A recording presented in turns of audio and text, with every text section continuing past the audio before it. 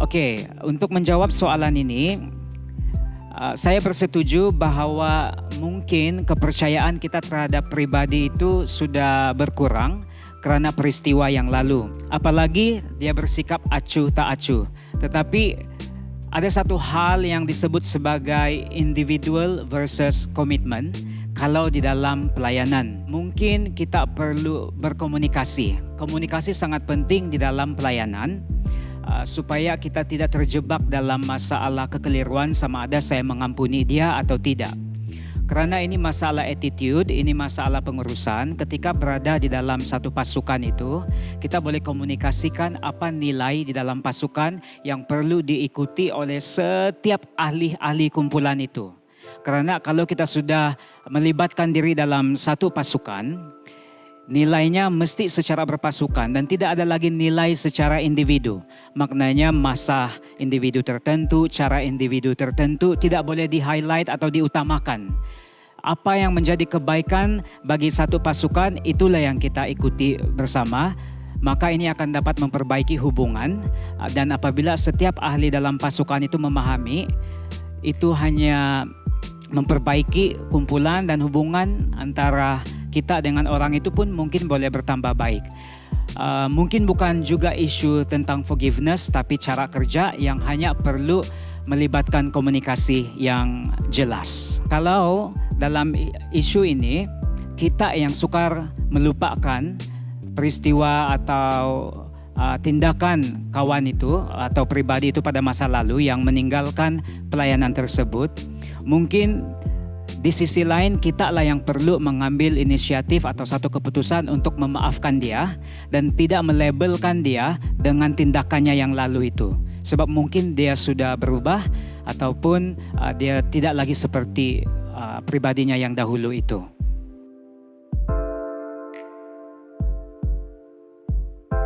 Untuk case ini, kita boleh menilai atau melihat buah daripada pribadi itu. Sama ada dia sudah mengampuni kita atau tidak. Pengampunan memang sangat berkaitan dengan behavior. Dia tidak boleh tersimpan di dalam kita dan tidak kelihatan.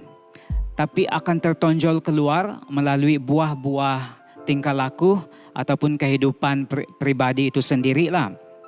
Tetapi satu cadangan atau nasihat daripada saya sendiri, how to know if someone forgive us dengan ikhlas, ialah kita tidak perlu menunggu orang itu untuk memaafkan kita dengan ikhlas. Jangan menunggu karena forgiveness itu tentang kita. Kita bukan sumber atau bukanlah yang menyebabkan perubahan orang itu. Mungkin kita boleh menyumbang atau mempengaruhi perubahan orang itu, tapi yang mengubah setiap orang adalah kuasa Roh Kudus.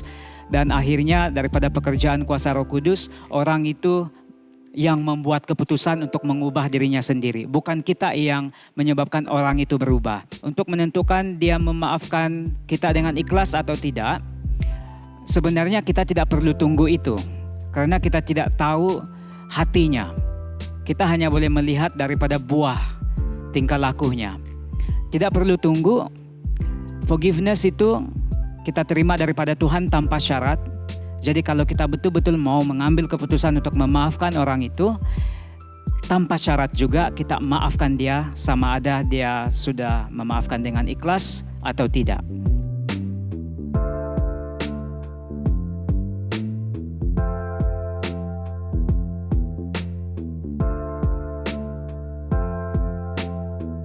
Ya, seperti yang saya sudah katakan dalam session living room session yang lalu, yaitu session yang bertemakan forgiveness itu, yang membuat keputusan untuk memaafkan ialah kita sendiri melalui satu proses tertentu, dan proses selalu memakan kita buat keputusan, tetapi bukan masa yang menentukan kita buat keputusan. Kita lah yang buat keputusan dengan menggunakan masa yang ada. Dan kadangkala ada alasan yang kita buat seperti ini, let time heals, membiarkan masa yang menyembuhkan. Sebenarnya masa itu adalah satu gift untuk kita gunakan, tetapi bukan masa yang membuat keputusan, pribadi kita lah yang membuat keputusan untuk memaafkan. Gunalah sebanyak masa yang kita perlu. Itu merupakan satu proses untuk mengampuni. Kita tahu bahwa bukan mudah untuk memaafkan orang, tetapi kita boleh membuat keputusan untuk memaafkan sesuai yang telah kita dengar sebelum ini, bahwa forgiveness itu bukan semata-mata perasaan, bukan ketidakhadiran memori yang melupakan apa yang dia telah lakukan kepada kita. Seseorang yang lakukan itu perkara yang tidak baik dia lakukan terhadap kita, bukan sekadar melupakan, tetapi forgiveness adalah satu keputusan untuk kita lakukan melalui satu proses yang menggunakan masa.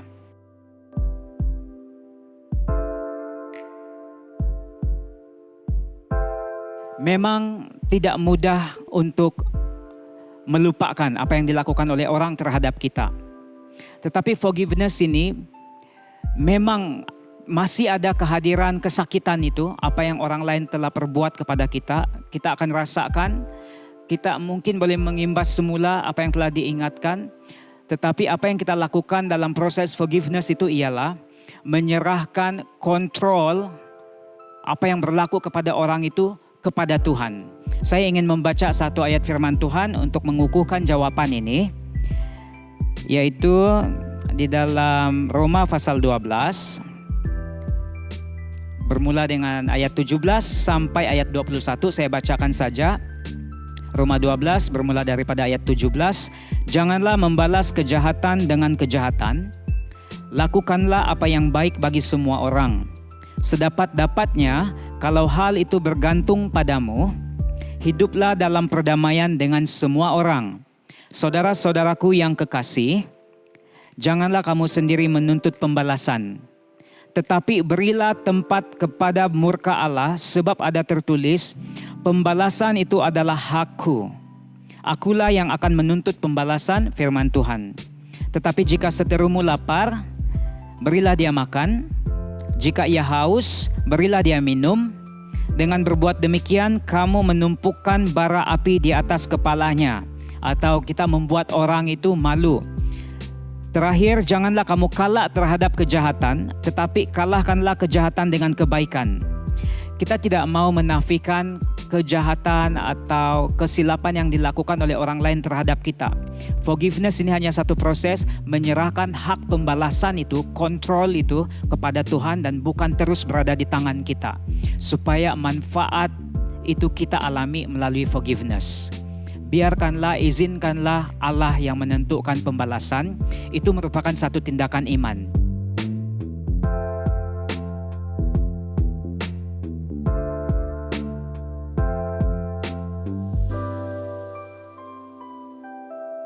Oke, untuk abusement ataupun tindakan secara fizikal sudah, abuse secara physically, itu sudah boleh melibatkan tindakan undang-undang dan itu memang akan ada consequences-nya secara perundangan.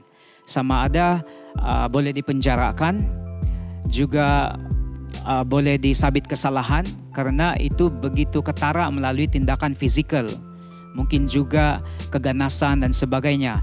Itu ada consequences-nya dan kalau secara emotionally pula, itu memerlukan sikap mengampuni secara dalaman. Demikian juga dengan yang abuse secara physically itu.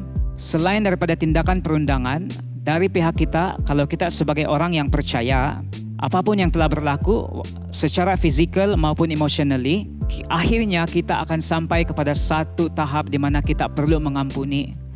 Karena kita menjadi orang yang percaya, karena Roh Kudus, Yesus Kristus telah menyelamatkan kita, mengampuni kita dengan percuma.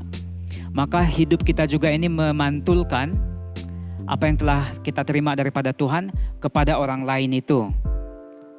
Walaupun itu mungkin keluarga kita sendiri maupun kawan rapat kita sendiri. Akhirnya kita memaafkan.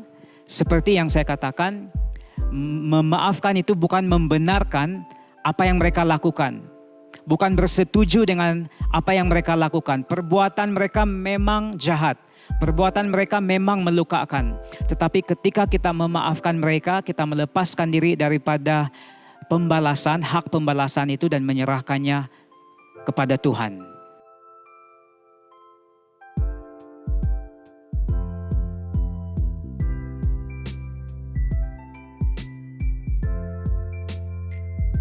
Itu sebagai contoh saja, oke. Saya terima contoh itu.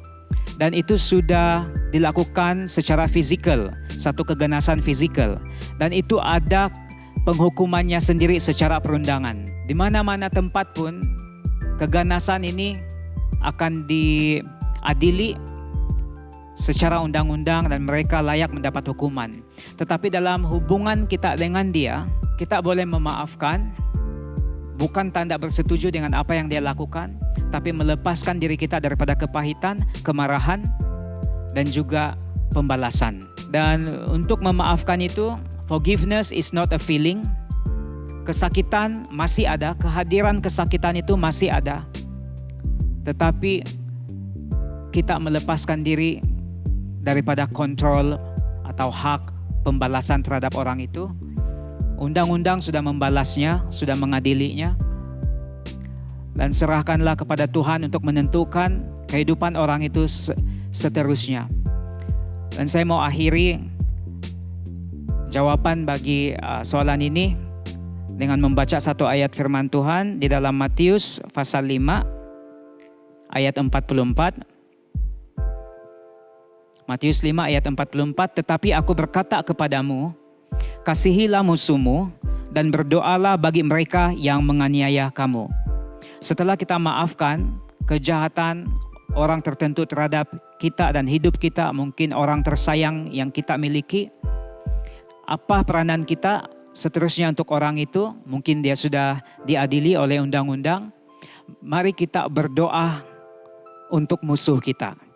Mari kita berdoa bagi mereka yang menganiaya kita, mungkin secara fisikal maupun secara emosional. Kita berdoa, serahkan proses seterusnya kepada Tuhan untuk orang tersebut.